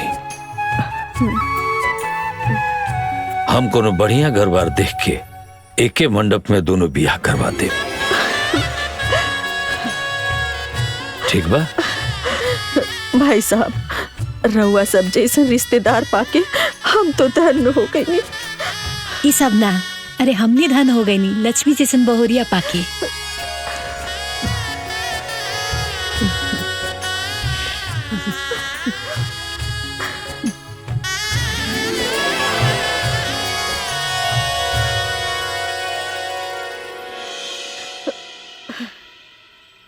भगवान के कृपा से हमार बेटी के कितना बढ़िया घर बर मिल गईला। नहीं तो आज के युग में इतना बढ़िया घर परिवार दिया लेके खोजले से ना मिला। सही कहत बाड़ू माई, दीदी के नसीब ना बहुत तेज बाटे। ना तो ए समय में ऐसन सोच वाले लोग कहाँ मिलेला। बतावा, दहेज लेवे के बजाय ऊपर से शादी का पूरा खर्चा उठावत बाड़े, और तो ऊपर से हमन के मान सम्मान बढ़ावे खातिर दहेज का पूरा सामानो खरीदत बाटे। सही में माई, उन लोग के कोनो जोर नहीं खे। खोजले के बाड़े जे खोजले बाड़े ना ओकरा कोनो जोर नहीं खे।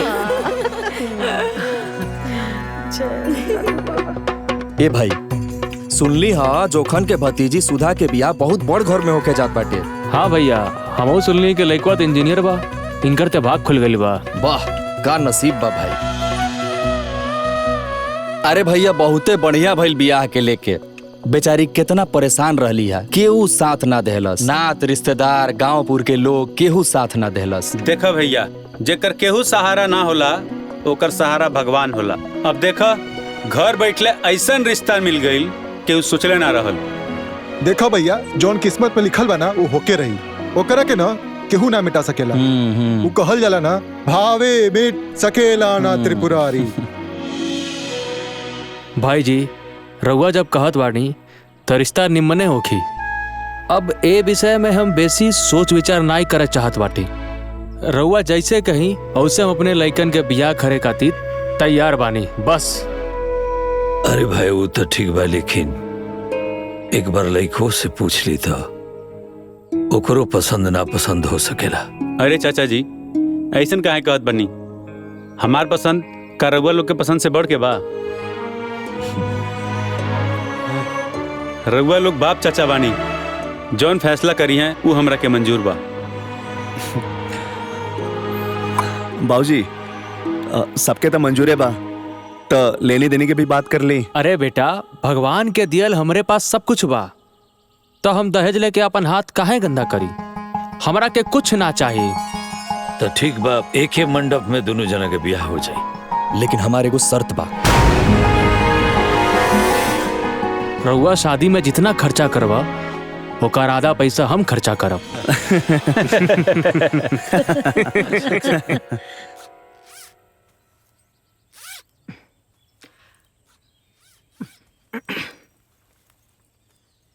अरे धिया, बिहानियर आ गइल बार तू स्कूले जात बाड़ू? अरे माई, इतना जल्दी नौकरी ना छोड़ल जाला। केहू हमरे जगह आ जाई तो ओकरे बाद छोड़ दे, हम बोल देले बानी। दीदी के ससुर जी के फोन आ रहल बा, ली बतियाई। हम का बतियाई? तू बतिया। बाबूजी प्रणाम। खुश रह, खुश रह। सब बढ़िया बा ना? हाँ बाबूजी सब ठीक बा। तार माई कहाँ बाड़ी? माई एजा बाड़ी। तनी बात करावो। ली बात करी माई, बात करी ना। भाई साहब प्रणाम। प्रणाम प्रणाम। कहा तनी कि सीमा बिटिया के ब्याह तय हो गई। बड़ा बढ़िया परिवार बा, सीधा साधा लोग बा, बहुत बड़ मनई बा। लइका डॉक्टर बा, ठीक बा ना? ठीक बा भाई साहब। तो कहा तानी कि दोनों जानी के ब्याह एक ही मड़वा में हो जाए। अब भाई साहब वो सब तो ठीक बा, लेकिन दूधू को ब्याह हम कैसे संभाल पाए? रौरा चिंता मत करी, सब हो जाए। ठीक बा भाई साहब, जैसन राउर इच्छा। प्रणाम। आयो दादा, लाओ, आयो दादा। अरे अमर बिटिया लोग।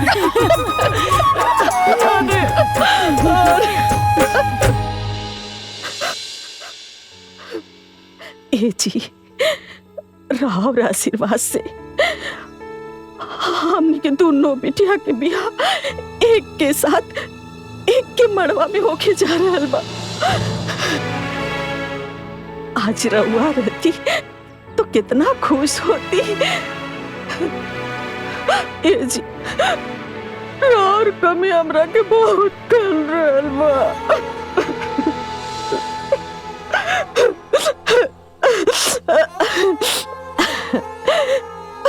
ई देखी,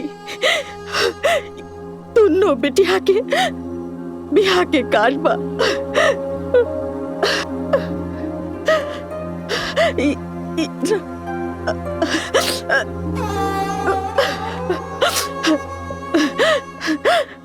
दुनिया तो बिहार के पहला कार्ड देवी देवता के चढ़ावेला, बाकी हमरा खातिर तो हमार देवी हमार देवता सब रहुए बनी जी। रहुआ जहाँ बानी दोनों बेटी के आशीर्वाद दी। काहे से कि हर बेटी के बाबुल के आशीर्वाद जरूरी हो खेला जी।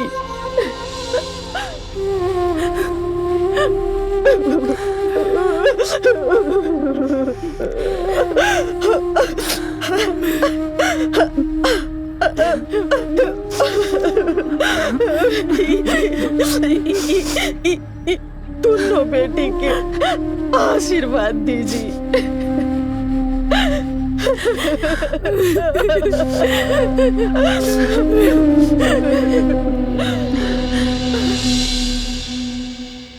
ए जी, है देखी ना, एक जनी के बिया डॉक्टर से और एक जनी के बिया इंजीनियर से। वो ऐसन घर में जे इस क्षेत्र के सबसे बड़का बड़ मनी है। हमनी के व्यवहार खराब ना भई रही त ई लोग भी हमनी के हारे माने में काम अइतन ना। आखिर व्यवहार खराब के कैलस? तू ही ना। जब हम समझावत रहली तब तू ना समझत रहलू है। अब पछताए से का फायदा? ए जी सुनी ना, कैसे ही कौनो हिसाब से उन लोग के मनाई ना। ए जी खुश करी ना। कौन हिसाब लगाए, कैसे मनाई? हमरा तब कुछ समझे में नहीं किया। बात हम बताओ तनी ना, काहे ना 50,000 रुपया दे दियल जाओ, सब खुश हो जाए। हैं? हाँ, ये आइडिया ठीक बा।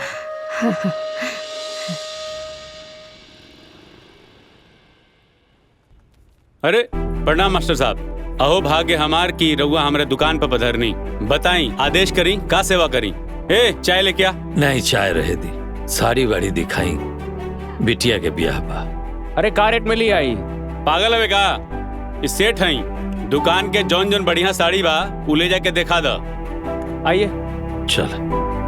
चल। ये देखिए पीली वाली जॉर्जेट साड़ी, ये ललकी साड़ी दुल्हन पे एकदम एक नंबर लगेगा। लो, कैसन बा? बहुत बढ़िया साड़ी बा। अच्छा,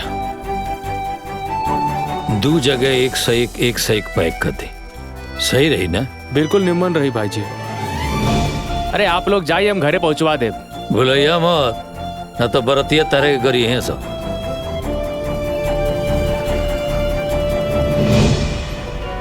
नमस्ते नमस्ते, आई लोग।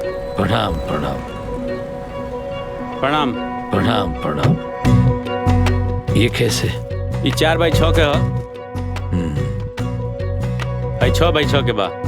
ये देखिए किंग साइज है।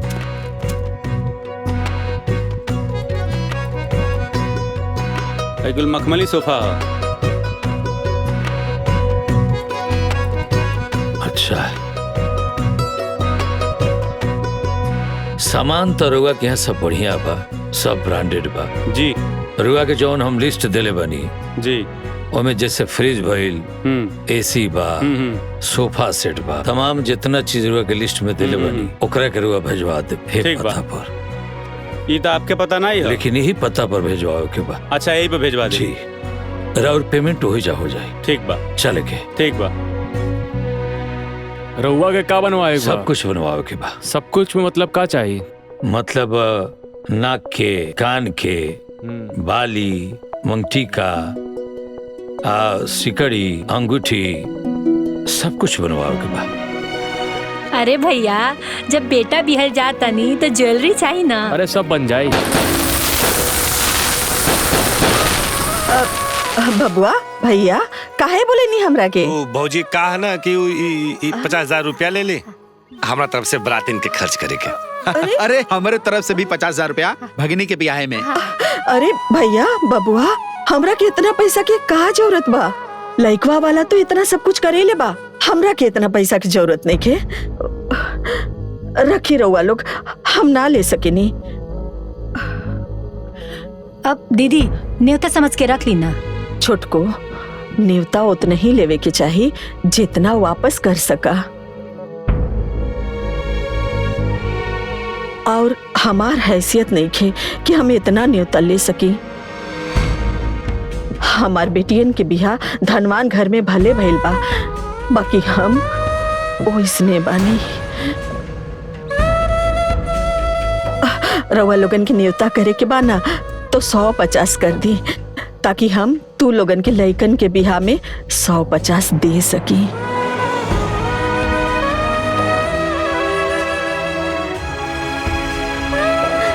बबुआ भैया रख ली पैसा।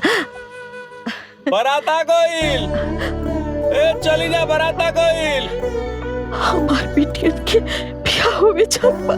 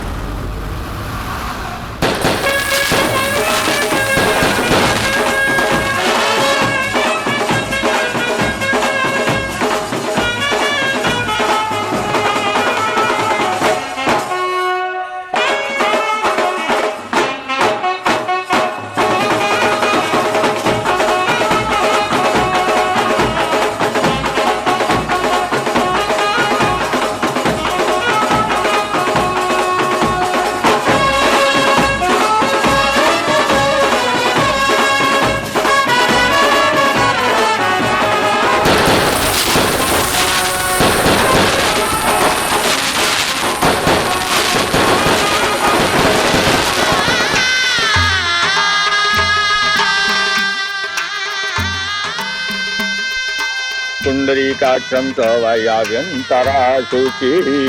हरि ओं गणानां त्वा गणपतिवङ्गवामहे, प्रियाणां त्वा प्रियपतिवङ्गवामहे, निधीनां त्वा निधिपतिवङ्गवामहे। वसो ममयामजानि गर्भदमा त्वमजासि गर्भद्धमः। सर्वमङ्गलमाङ्गल्ये शिवे सर्वार्थसाधिके शरण्ये त्र्यम्बके गौरी नारायणी नमोस्तुते। कन्या को बुलाइए।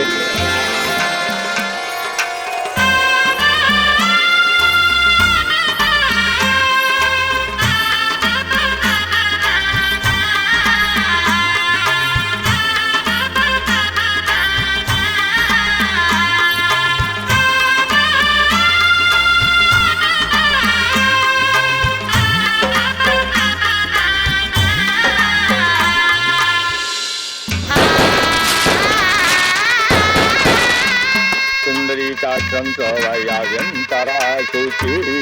हरि ओं गणानां त्वा गणपतिवङ्गवामहे, प्रियाणां त्वा प्रियपतिवङ्गवामहे, निधीनां त्वा निधिपतिवङ्गवामहे। वसो ममयामजानि गर्भदमा त्वमजासि गर्भद्धमः। सर्वमङ्गलमाङ्गल्ये शिवे सर्वार्थसाधिके शरण्ये त्र्यम्बके गौरी नारायणी नमोस्तुते। हरि ओं गणानां त्वा गणपतिवङ्गवामहे, प्रियाणां त्वा प्रियपतिवङ्गवामहे, निधीनां त्वा निधिपतिवङ्गवामहे। वसो ममयामजानि गर्भदमा त्वमजासि। कन्यादान के लिए भी संपत्ति आ जाइए। कौन करेगा कन्यादान?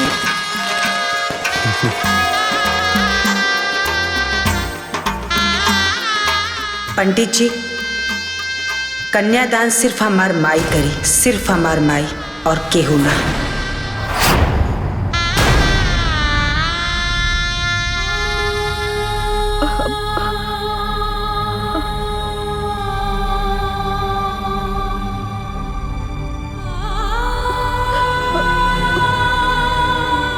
अरे बिटिया, कन्यादान सौभाग्यवती ही कर सकती है। आपकी माँ कैसे कर सकती है? आपके बाबूजी नहीं हैं। लेकिन पंडित जी,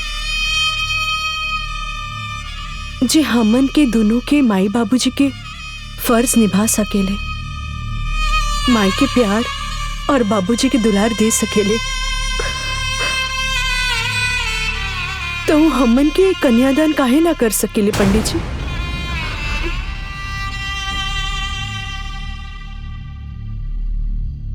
पंडित जी, हमनी के माई सिर्फ हमार माई ना, माई और बाबूजी दोनों बाड़ी। बिटिया बात के समझा, ये शुभ काम बा, सुहागी नहीं कर सकेनी,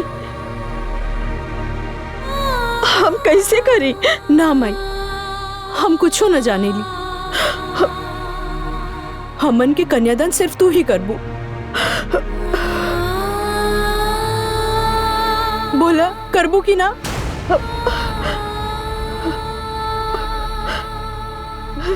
अब हाँ करब।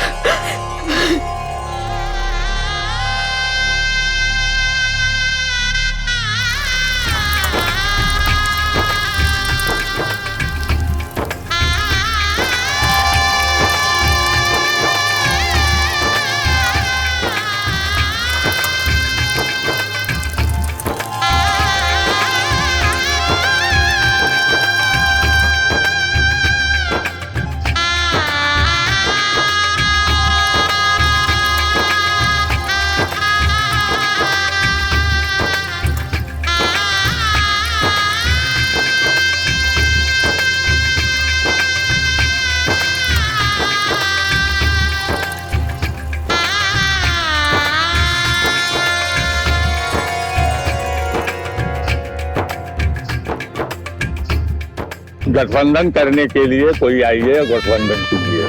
आओ हो, एगो तू कह दे, एगो हम कह देता नहीं।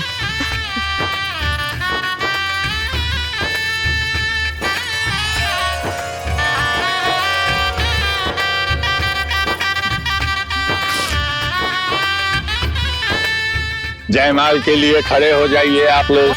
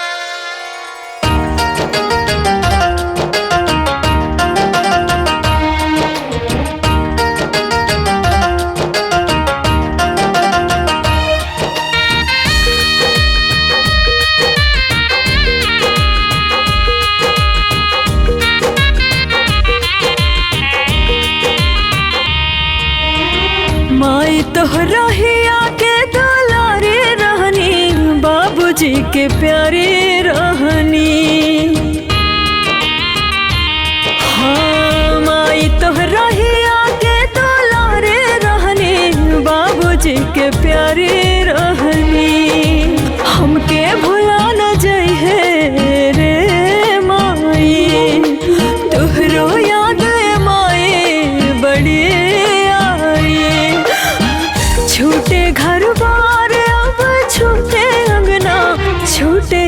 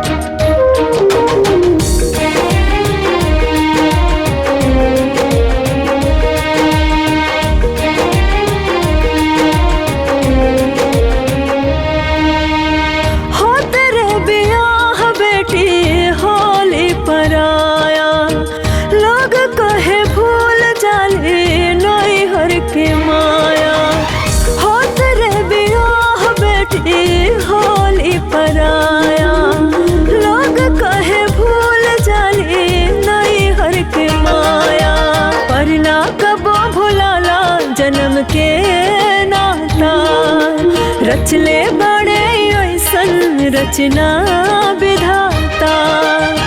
माई तोहरा ही आगे दुलारे रहनी, बाबूजी के प्यारी रहनी। माई तोहरा ही आगे दुलारे रहनी, बाबूजी के प्यारी रहनी।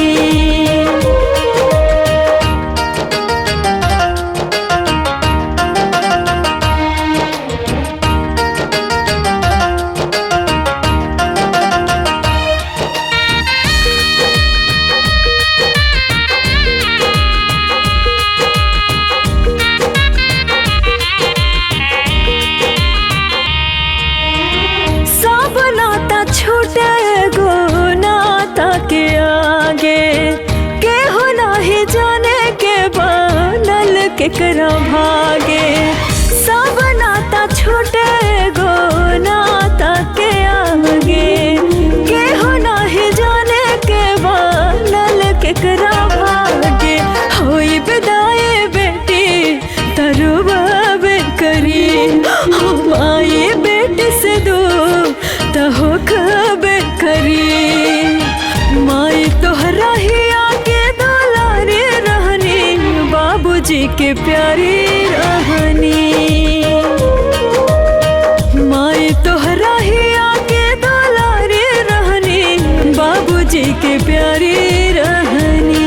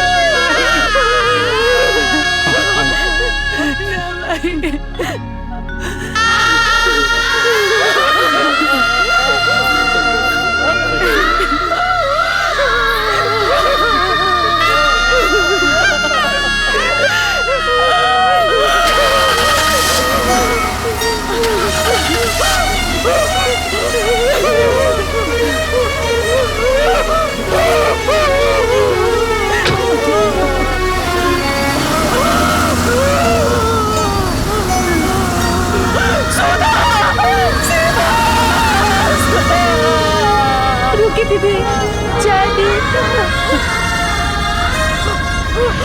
दीदी दीदी संभाली, दीदी दीदी दीदी दीदी पानी पानी पी ली दीदी, पानी पानी।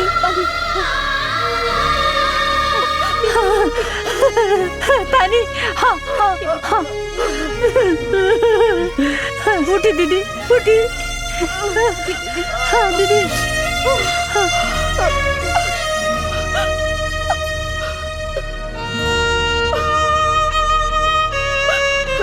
समझी जी, हमार बेटियन के ख्याल रखब।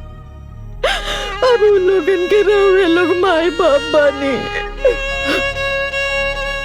उन लोगन में अब इन बचपन आबा। अगर कुछ भूल चूक हो जाए तो उन लोगन के माफ कर दे। कैसन बात करता नहीं, रुआ बिल्कुल चिंता मत करी। राउर बेटी लो हमनी के बहू हलो, और बेटी बहू में हमनी के कोनो फर्क ना करे ले जा।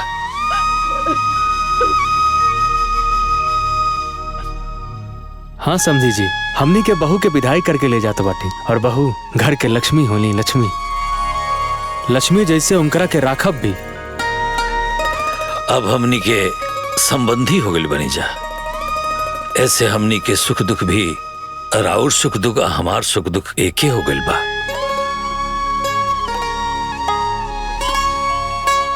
और ब्याह कोनो दूर थोड़े के लिए बनी। जब रुआ इच्छा हुई रुआ मिले चली आए, चाहे रुआ आदेश करे हम वो लोग के विदा कर दे। हाँ समधिन जी, हमनी के संबंध भइल है, समझौता ना। इस सब के रौरा चिंता छोड़ दी। और हाँ, रुआ से हम एगो बात कहे के चाहता नहीं। रुआ तैयार है, बहुत जल्दी राउरो हम विदाई करा ले।